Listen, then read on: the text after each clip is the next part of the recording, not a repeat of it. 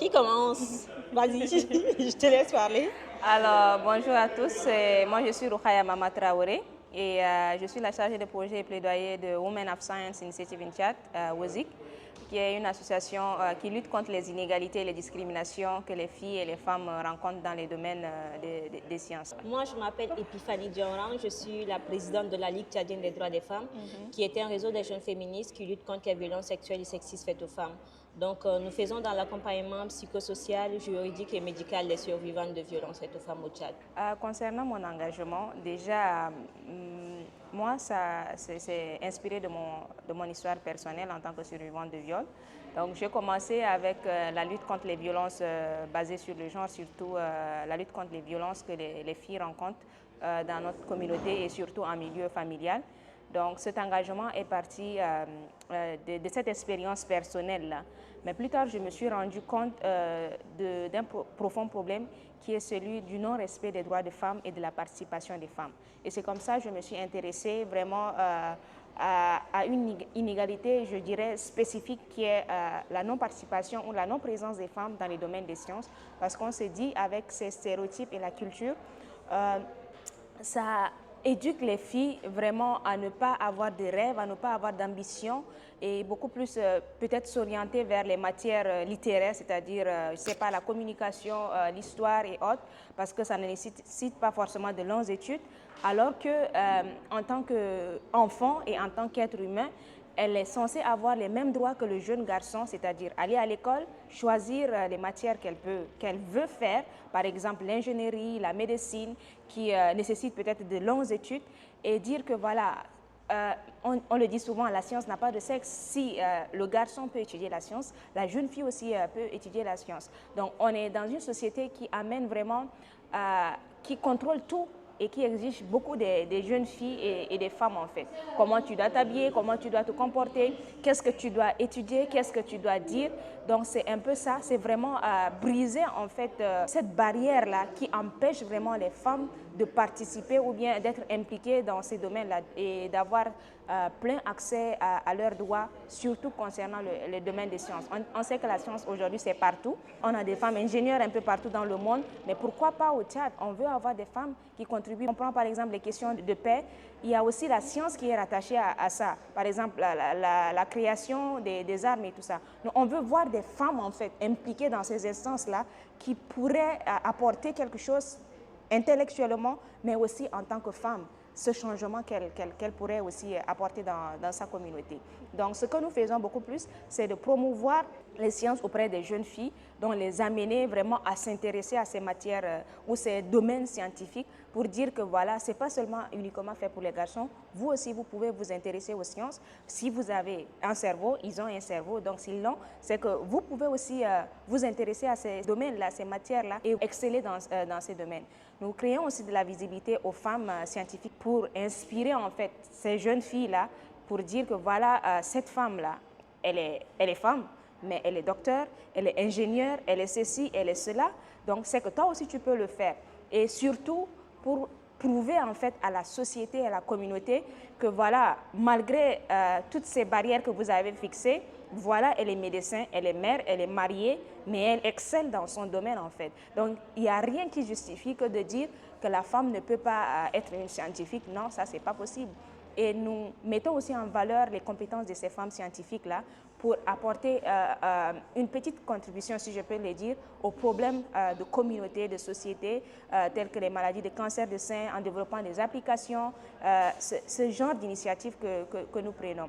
Et en dernier lieu, je peux dire, c'est beaucoup plus promouvoir le leadership de femmes à tous les niveaux en fait. Rien n'est acquis et tout est difficile dans tous les combats, dans tout ce qu'on fait, même déjà dans nos familles, dans nos ménages, il y a des défis. Donc, ce n'est pas parce qu'on a des défis au Tchad qu'on doit en fait rester là silencieuse. Et tout est parti d'un déclic personnel. Déjà, moi, j'ai commencé à travers l'art que je fais, en écrivant en fait des textes qui parlent de mon vécu et qui parlent aussi de mon vécu en tant que jeune fille dans la société. Depuis toujours, on est relayé au second rang, on a été stigmatisé, marginalisé en tant que femme dans notre société. Il y a assez de tabous, de stéréotypes dans notre pays. Et pour cela, ce qui m'a amené, l'autre déclic qui m'a amené à vraiment me lever et à créer ce mouvement qui est la Ligue pour pouvoir porter la voix des sans-voix, c'est un déclic personnel aussi du fait que mon ami a été enlevé, violé, assassiné et que justice n'a jamais été faite. Donc je me suis dit, qu'est-ce que je peux faire en tant que jeune fille dans la société pour pouvoir mettre fin à cela? Déjà, avant même de créer la Ligue, on a eu à créer une plateforme sanitaire de lutte contre les violences faites aux femmes qui s'appelle INRAS. Donc c'était beaucoup plus virtuel. Et je me suis dit, c'est bien d'avoir un truc virtuel, mais il faut vraiment être plus proche de ces personnes pour pouvoir ressentir leur douleur et partager cela. Et aussi avoir des espaces en fait d'écoute, de sensibilisation pour leur permettre de sortir de leur zone de confort. Donc c'est ce qui m'a amené vraiment à créer la Ligue. Il y a assez de défis parce qu'on sait qu'on est dans un pays où, que ce soit sur le plan socio-politique, culturel, il y a assez de choses. La femme n'a pas le droit en fait de s'exprimer, d'être dans des espaces et de se libérer, de dire des choses. Il y a des choses où nous, on est éduqués à se taire. Mais aujourd'hui, on se dit, est-ce qu'on doit continuer à regarder cela et à être témoin de tout ce que les femmes vivent, ou bien on doit sortir de notre zone de confort pour pouvoir parler et revendiquer ce qui nous est dû. Donc c'est pourquoi on s'est mis en réseau, on s'est mis entre amis pour pouvoir créer la Ligue, pour pouvoir avoir cet espace en fait d'expression, briser les silences, d'être en contact direct avec les survivantes pour aussi leur faire savoir qu'elles ne sont pas seules. Parce que notre slogan, c'est pour qu'elles ne soient plus jamais seules. Nous sommes là en tant que jeunes filles pour pouvoir leur donner l'appui qu'il faut à travers la prévention et à travers les sittings qu'on organise pour pouvoir dénoncer ces cas de violence que les femmes subissent. On fait des plaidoyers, que ce soit sur le plan national ou international, à travers les textes en fait, qui protègent les femmes. Parce qu'on a des beaux textes au Tchad, mais qui ne sont jamais appliqués. Et c'est ce qui nous amène vraiment à faire des plaidoyers, des marches contre l'impunité des auteurs, contre les féminicides au Tchad pour pouvoir mettre la pression sur le gouvernement pour que les textes puissent être appliqués. Parce qu'aujourd'hui, tout ce qui se passe au Tchad en matière de violence faite aux femmes, c'est parce qu'il n'y a pas une justice sociale. Aujourd'hui, les hommes sont à l'aise de pouvoir tuer les femmes, violer les filles, violenter toutes les femmes dans la société. Donc aujourd'hui, nous, on est là pour pouvoir dénoncer et mettre la pression sur le gouvernement et aussi déconstruire cela parce que déjà dès le bas âge, on a été éduqué à voir la fille comme l'être inférieur. Mais on veut faire aussi savoir à la population que les femmes sont des êtres humains. Elles méritent tout le respect qu'il faut parce que déjà même, nous sommes égaux devant la loi. Donc il faut vraiment que les femmes aient leurs droits et qu'elles puissent être respectées dans la société et qu'elles puissent bénéficier aussi de toutes les opportunités qui leur reviennent le droit. Aujourd'hui, les défis, c'est sur le plan sécuritaire. Les bourreaux, en partie, sont des personnes qui ont du pouvoir, des personnes qui sont bien assises, des personnes, en fait, qui ont de l'influence. Et aujourd'hui, en les dénonçant, ça nous expose le plus. Mais ce n'est pas ce qui va nous faire taire. Parce qu'il faut vraiment mettre sur la place publique la réalité de ce que les femmes vivent.